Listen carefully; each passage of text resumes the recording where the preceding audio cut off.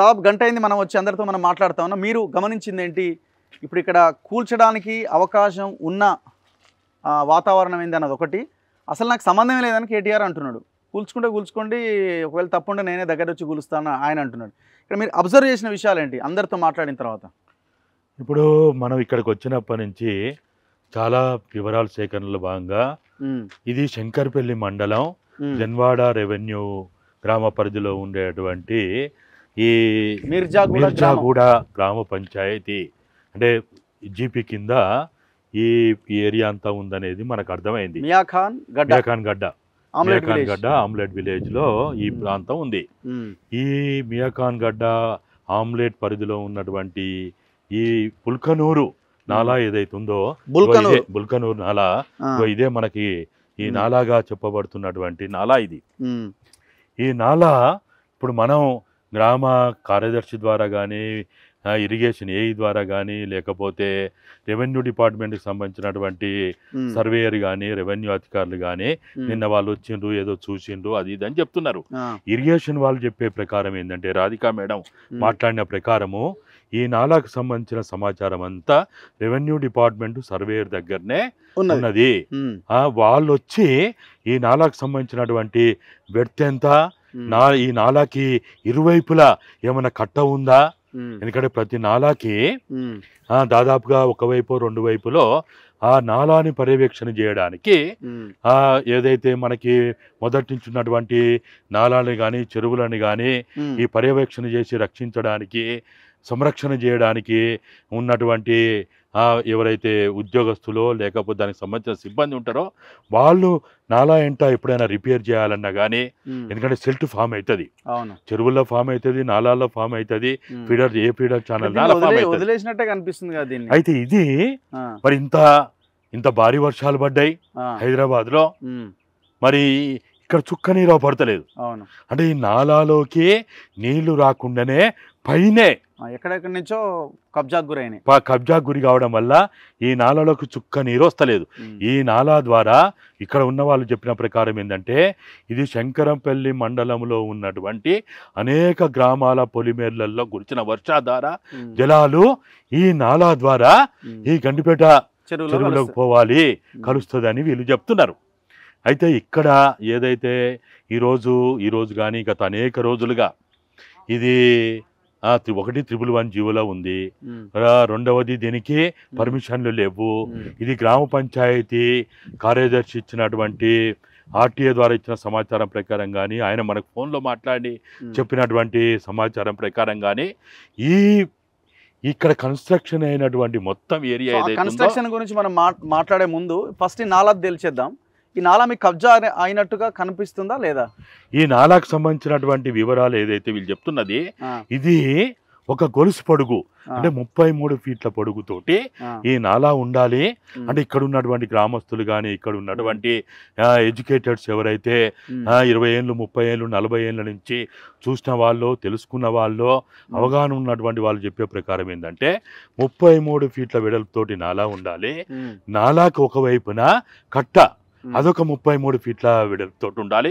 మొత్తంగా తీస్తే 66 ఫీట్ల వెడల్పుతోటి నాలా ఉండాలని, నాలా కానీ నాలాకు సంబంధించిన కట్ట కానీ ఉండాలంటున్నారు.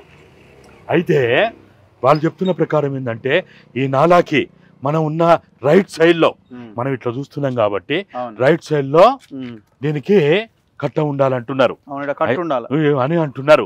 ఏది రోడ్డు కూడా ఆ కట్టలో భాగమే అని ఇక్కడ స్థానిక గ్రామస్తులు వాళ్ళు చెప్తా ఉన్నారు. ఏది మియాఖాన్ గడ్డ గ్రామస్తులు కానీ లేకపోతే ఈ జన్వాడ ప్రాంతానికి సంబంధించిన వాళ్ళు చెప్తున్నారు. అయితే ఈ నాలా 33 ఫీట్లు ఏదైతే అంటున్నారో ఈ నాలాకి రైట్ సైడు అది కట్ట లెక్క ఉండాలి. లెఫ్ట్ సైడ్ దీనికి ప్రతి నాలకు కానీ చెరువుకు కానీ బఫర్ ఉంటుంది, ఎఫ్టీఎల్ ఉండదు. నాలకు కూడా బఫర్ ఉంటుంది, చెరువుకేమో ఎఫ్టీఎల్ ఉంటుంది. నాలాకైనా చెరువుకైనా బఫర్ ఉంటుంది. ఓకే, అంటే ఈ వర్షాధార జలాలు కనుక ఎక్కువైనప్పుడు ఇటేమో కట్ట ఉండే, మరి ఇటు కట్టలేదు. కానీ నీళ్లు కొంత ప్రాంతానికి బాగా ఎక్కువగా ఉన్నప్పుడు సరే ఒకప్పుడు ఇది ఎన్ని మీటర్ల లోతు ఉందో మనకు తెలియదు. మామూలు వాళ్ళు చెప్పే ప్రకారం అయితే ఇది కనీసం 4 మీటర్ల నుంచి 6 మీటర్ల లోతు అని చెప్తున్నారు. కానీ మరి ఇప్పుడైతే చూస్తే 2 మీటర్లే ఉంది. మరి అసలు అయిపోయింది అంతా కొలాప్సే, మొత్తం ఏం లేదు. మరి ఏదో నామకే వస్తే పైపులు వేసారు అంతే, జస్ట్ ఏదో వేయాలి కాబట్టి దీని మీద కడితే మళ్ళీ మొత్తం ఇబ్బంది అవుద్దనో లేకపోతే నాలా అన్నది ఒకటి ఉందని చూపించడానికి ఇటు కట్టినట్టున్నారు. అయితే ఇక్కడ వేసినటువంటి పైపులు దాదాపుగా సుమారు ఎంత 20 నుంచి 30 ఫీట్ల వెడల్పుతోటి పైపులు వేసిండ్రు. ఎవరిని అడిగి వేసిండ్రు? ఎవరు అనుమతి ఇచ్చిండ్రు? ఇరిగేషన్ వాళ్ళు అనుమతి ఇచ్చిండ్రా లేకపోతే రెవెన్యూ వాళ్ళు అనుమతి ఇచ్చిండ్రా? ఒక నాలా మీద ఇలాంటి పైపులు వేయడానికి వీళ్ళకి అనుమతి ఎవరు ఇచ్చిండ్రు? సరే ఈ నాలా ఎంత కబ్జా అయింది, ఎంత కూలగొట్టాలి అనేది పక్కన పెడితే ఈ నాలా మీద ఈ పైపులు వేయడానికి ఎవరు పర్మిషన్ ఇచ్చిండ్రు? ఎవరు అనుమతులు ఇచ్చిండ్రు? ఇది ఇవన్నీ అట్లే ఉన్నాయి. ఇటు ఫామ్ హౌస్లే అంత ఇదే కథ. ఇంత బందోబస్తుగా పక్కా కన్స్ట్రక్షన్. అసలు 111 జీవోలో ఐరన్ తో కూడినటువంటి సిమెంట్ కాంక్రీట్ కన్స్ట్రక్షన్ చేయకూడదు. ఏ నాలాలో కూడా చేయకూడదు అనుకుంటా. నాలా కాదు, basic first 111 GO. First 111 GO పరిధిలో ఉన్నటువంటి ఈ ప్రాంతంలో ఇప్పుడు జన్వాడ కావచ్చు, ఈ వీళ్ళు చెప్తున్నటువంటి మేకాన్ గడ్డ కావచ్చు, లేకపోతే మిర్జాగూడ గ్రామ పంచాయతీ కావచ్చు, మొత్తం 85 గ్రామాల పరిధిలో ఉన్నటువంటి వేలాది ఎకరాల పరిధిలో ఉన్నటువంటి గ్రామాల్లోనేమో నిర్మాణాలు చేయడానికి వాళ్ళకి అనుమతులు ఇస్తలేరు.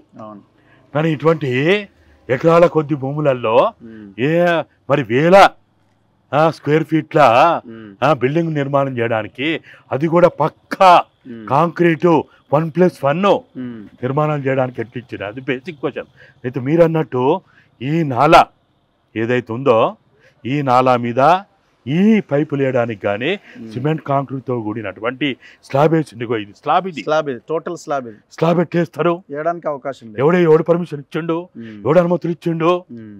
కాబట్టి నాలా మీద నిర్మాణమైనటువంటి ఈ కన్స్ట్రక్షన్ కావచ్చు, లేకపోతే నాలా పరిధిని ఇప్పుడు హైడ్రా వచ్చి కూల్చాలనుకుంటే ఇదంతా కూల్చేయాల్సిందే, అంతే వాళ్ళ పరిధి చెప్తున్నా. ఈ గేట్ తీసేయాల్సిందే, ఇంకొంత బఫర్ లో ఉన్న మిగతా ప్రాంతాన్ని తొలగించాల్సిందే. ఫస్ట్ చేయాల్సిన పని ఏంటంటే హైడ్రా వాళ్ళు ఇరిగేషన్ వాళ్ళతోటి బౌండరీ ఫిక్స్ అప్ చేయాలి.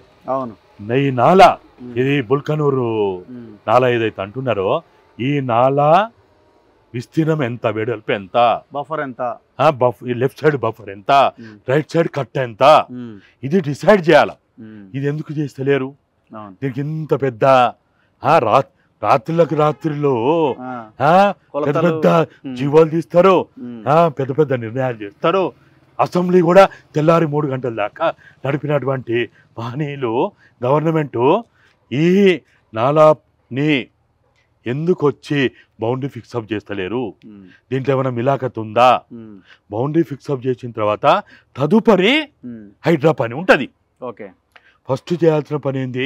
Survey department, irrigation department, revenue department వాళ్ళు, ఈ 3 డిపార్ట్మెంట్ల వాళ్ళు ప్లస్ గ్రామ సెక్రటరీ వీళ్ళు వచ్చి ఇక్కడ ఈ బుల్కనూరు నాలా యొక్క విస్తీర్ణం ఎంత, రైట్ సైడ్ ఉన్నటువంటి కట్ట ఎంత, లెఫ్ట్ సైడ్ ఉన్న బఫర్ ఎంత డిసైడ్ చేస్తే అసలు దీనికి ఈ సమస్యకి పరిష్కారం అనేది దొరుకుతుంది. నా పాయింట్ ఏంటంటే ఆయన మంత్రిగా ఉన్నప్పుడు చేసిన వ్యవహారం ఇదంతా. అంటే ఆయన అనుకోని ఉంటాడేమో, ఇక్కడ నీళ్ళు వచ్చేది లేదు, ఆడ ఎన్నో ఆగిపోయింది, అది అయిపోయింది, ఇప్పుడు కట్టడం వల్ల నష్టం ఏమైనా ఉందా అని కట్టుంటారేమో. ఎట్లా అనుకుంటాడు? మీరు మంత్రిగా కూడా, మంత్రి అయితే పెద్ద ఆయన ఏమైనా ఆకాశాన్ని చూపు ఊడిపడ్డా? ఆయన ఏమైనా దేవుని బిడ్డనా? లేకపోతే ఎవరన్నా ఏదన్నా మాయమంత్రాలు చేస్తే అయినాడు? ఆయన స్వయాన కల్వకుంట్ల శోభోదినకి జన్మించినటువంటి బిడ్డ. మనందరం ఎట్లా మన తల్లిదండ్రులకు పుట్టినమో ఆయన కూడా ఒక మానవ జన్మ ధరించినోడే. ఆయన ఎట్లా అనుకుంటాడు? ఆయన అనుకోవడానికి ఎవడు? ఆయన మంత్రి అయితే లేకపోతే ఇంకేదో అయితే ఆయన ఎవడు అసలు అనుకోవడానికి? ఇప్పుడు క్లారిటీ ఇవ్వాల్సింది ఏంటంటే, ఒకవేళ హైడ్రా కనుక ఈ కూల్చివేతలు చేయాలి, ఇక్కడ చేయాలనుకుంటే వీళ్ళు చేయాల్సిన పని ఇంతవరకే కదా. ఎట్లా అంటాం? ఈ నాలా తీస్తారు, లోపల ఉన్న బఫర్ క్లియర్ చేస్తారు, అంతే కదా? ఎట్లా? అది కాదు కదా, 111 జీవో పరిధిలో ఉన్నటువంటి ఏ నిర్మాణాలు చేయొద్దు అనేది ప్రభుత్వం యొక్క నిర్ణయం, ఆదేశం. అది హైడ్రా కింద లేదంటుంది కదా 111 జీవో. నీకు ఇక్కడ దీంట్లో ఏంటంటే 111 జీవో ఎందుకు వచ్చింది? 2 జలాశయాల రంగనాథ్ నా పని కాదంటాడు. ఎందుకంటాడు? దాడి దాకానే నా పని, అది చేసుకొని వెళ్ళిపోతా అంటాడు. ఎట్లా అంటాడు? నీకు జలాశయాలు, లేకపోతే ఫీడర్ ఛానళ్ళు, నాలాలు, లేకపోతే జలాశయాలకు సంబంధించినటువంటి భూభాగం పర్యవేక్షణ, సంరక్షణ చేయాల్సిన బాధ్యత హైడ్రా ఉంది.